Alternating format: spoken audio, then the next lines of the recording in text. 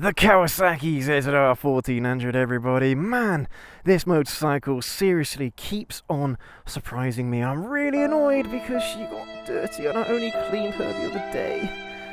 But after all of the ride reviews, after all of the riding experiences I've had over the last 12 months, it continues to surprise me how good this motorcycle stacks up to all the bikes that we've ridden this year.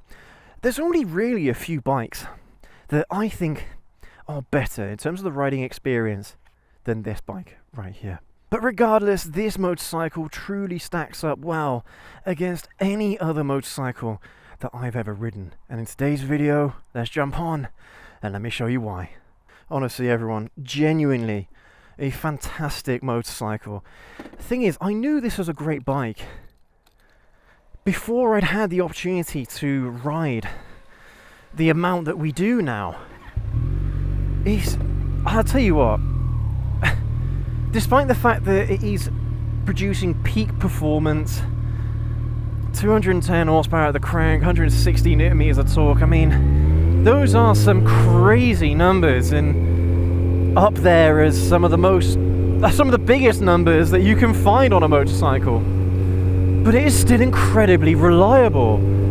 I've had this bike for how many years? 5 years now, maybe 4 or 5 years. I think it's come up to 5 years, and I've had next to no issues with it.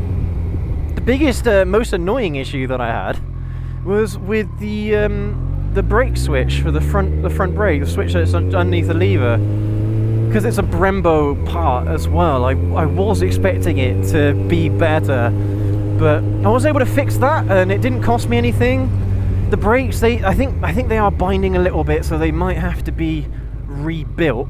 This is a truly reliable motorcycle in so many ways, but the fact it's got power, performance, and reliability all in one, it really does make it a fantastic purchase, and one that you can keep in your garage for a long time.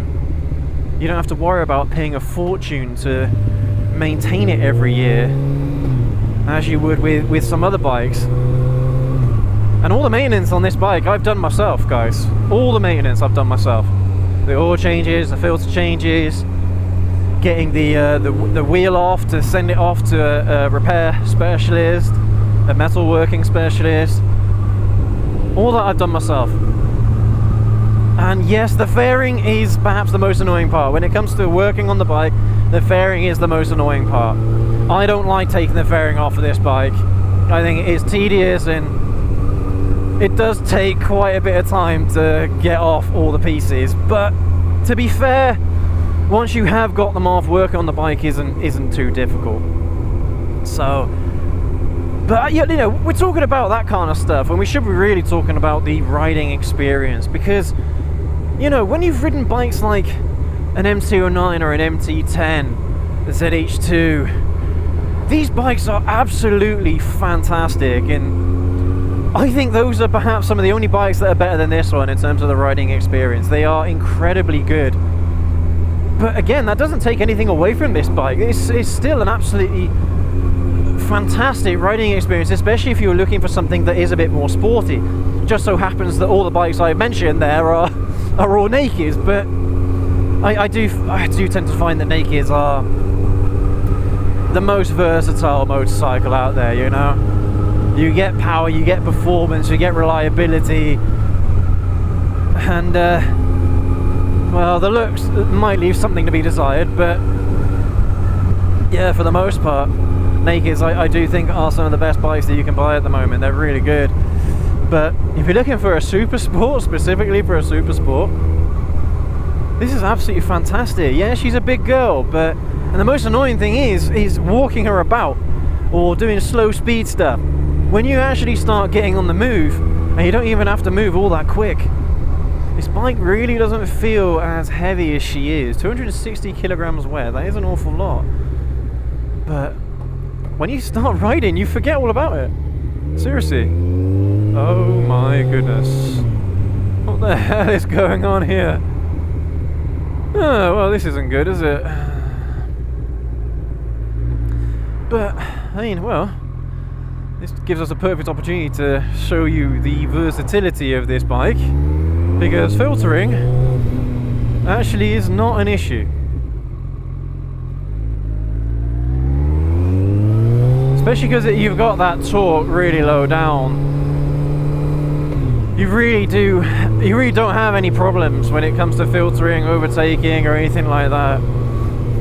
And it is a surprisingly versatile motorcycle, more versatile than I ever really gave it credit for. Which is unfortunate, but you know, first impressions or the look of a motorcycle doesn't necessarily mean that that is going to be what it's like when you actually get on it and ride it. Oh my goodness. What's going on? This is insane. I'm glad I didn't go up that way today. Oh god, because they got roadworks. Bloody hell.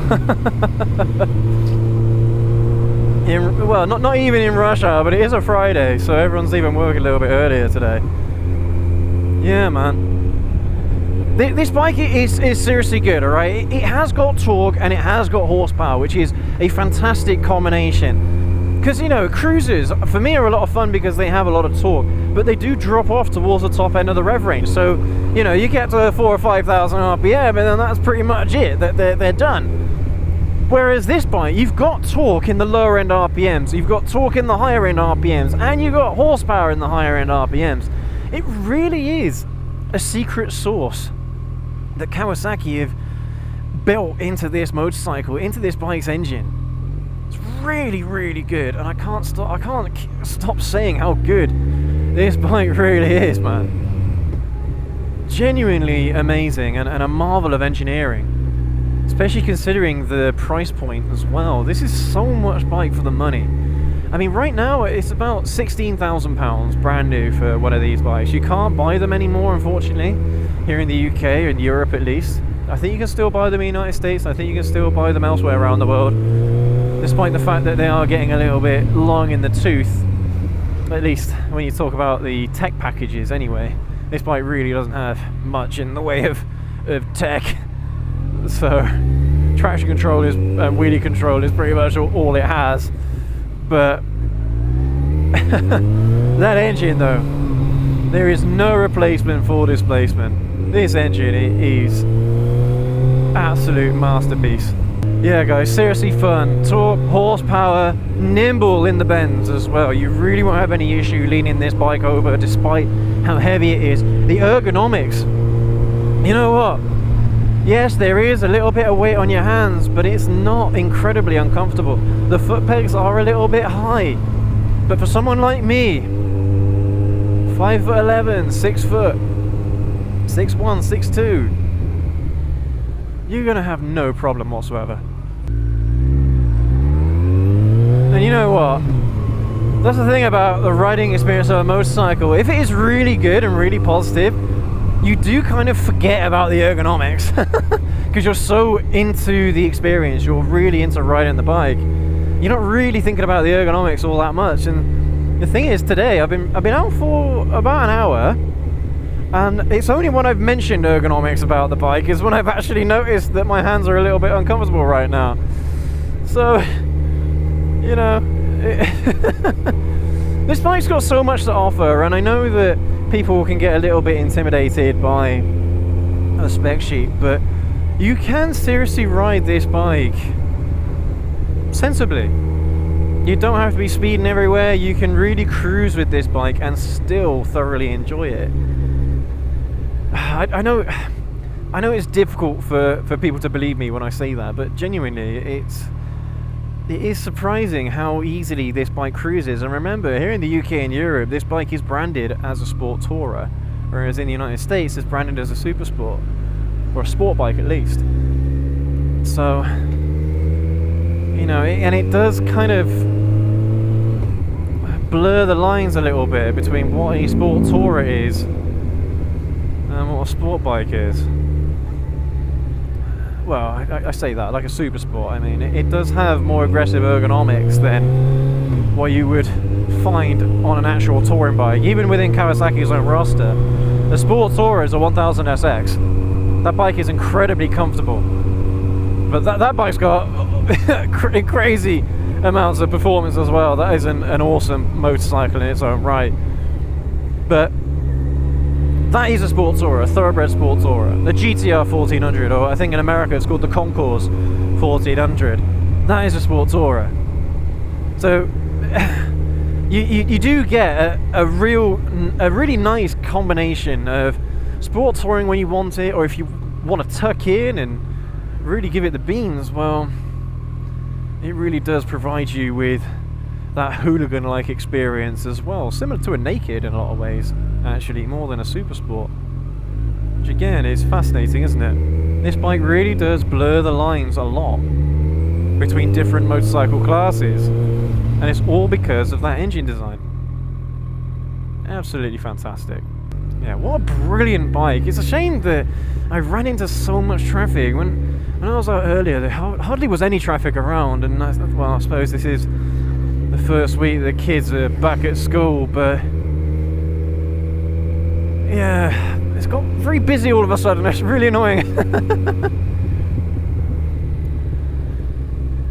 But seriously guys, if you test ride one of these, it's not going to have the best tech package in the world. I think that's perhaps the biggest criticism I've got of this motorcycle platform now, this SKU.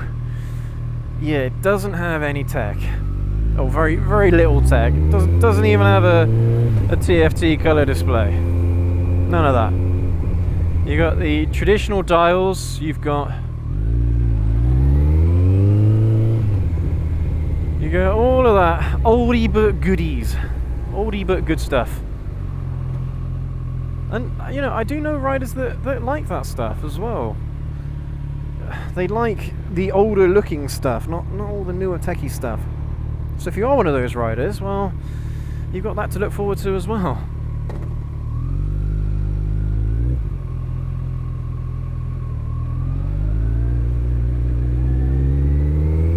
Yeah, hopefully we can get out of this traffic a little bit and I can show you what makes this motorcycle fun. But I mean, we've got so many videos on this bike and they all really tell a similar picture. You know, doesn't matter how long I've had this bike for, 4 or 5 years, doesn't matter how long I've had it for, I still really enjoy the riding experience. And if you do, then that's a keeper, you know. That's a motorcycle that you can enjoy for an awful long time, especially if it's a bike that's ultra reliable like this one. The thing is, you don't really have to push this bike very much to get a load of power. So this bike's engine, for the most part, is cruising, baby. It's cruising. Even when you're really jacking on the throttle, it probably is taking it easy. It's leaning back, smoking a cigarette. You know, it really don't care. You could throw a lot of this bike. You got to really thrash it to abuse it. And I mean, you've got to be crazy to be in those higher end RPMs on this bike, seriously. Well, for street riding anyway. For track day riding, well, be my guest. But for street riding, I mean, you're going to be doing 70 or 80 mile an hour in first gear. So, yeah. Which is funny, isn't it? It's still geared quite long, despite the fact that it does ride a bit more like a super sport. Okay, it doesn't have the top end RPMs that a super sport does, but I prefer that. There's one thing I think I would have liked to have had on this bike. It's probably a quick shifter, because then those higher end RPMs, when you get up there, it's not quite so difficult to change gear. You don't have to change gear quite so early.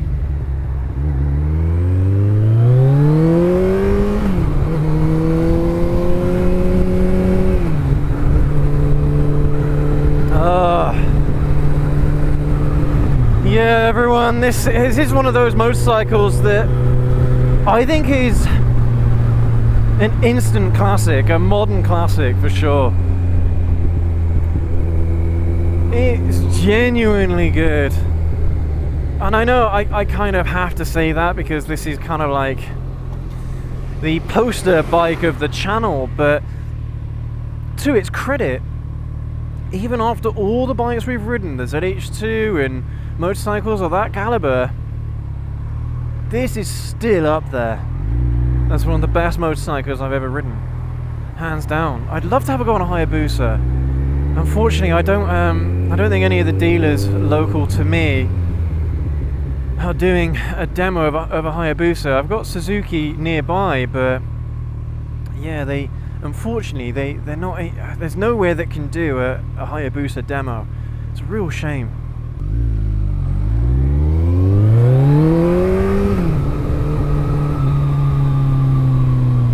Because if the Hayabusa is clutching at straws, if it's close to what the experience is like on this bike, I'm going to be thoroughly impressed. And that's exactly what I expect, to be fair.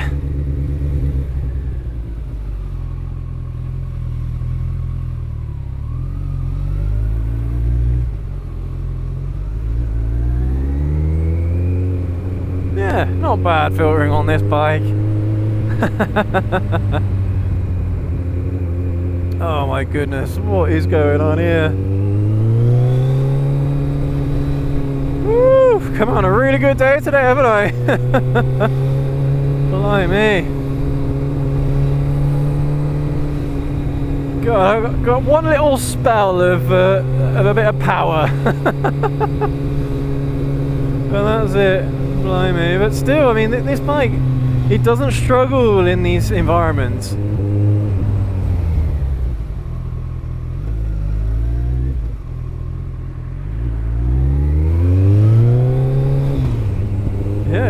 It does all right, you know.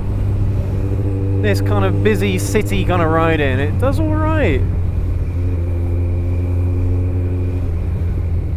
Yeah, man, what a motorcycle. Yeah, man, incredibly good bike, and I really hope that if you're in the market for either a super sport or maybe even a sport tourer that's got a lot going for it, definitely consider one of these, man. Definitely consider a ZX-14R or a ZX-14 if you're in the United States. Fantastic bike. And read any of the comments, you know? Any of the comments on this bike, any videos that we do on this bike, read all the comments. You'll know what I'm talking about. Everyone's like, this bike is amazing. Some people might say, you know, yeah, that bike is good, but I did prefer the Hayabusa. It doesn't matter, man. You know, it's still, everything I see about this motorcycle is incredibly positive. All the reviews I've seen are incredibly positive. Just a shame that it is getting a bit long in the tooth now. But, you know, it still hangs with the big boys of today, everybody. It's still up there. It's just a shame that these bikes are dying now. Hayabusa's last hurrah came out a couple of years ago, a few years ago now. Yeah, we're probably not going to see these kinds of bikes anymore, unfortunately. I wish that these bikes could get a little bit more R&D and a little bit more investment, but with emission standards just being stricter every single year, there's no place for these kinds of bikes anymore, unfortunately, not in Europe at least. Maybe in the US and other places around the world where emission standards aren't quite as strict, but yeah, these bikes are dying, so definitely get one whilst you can.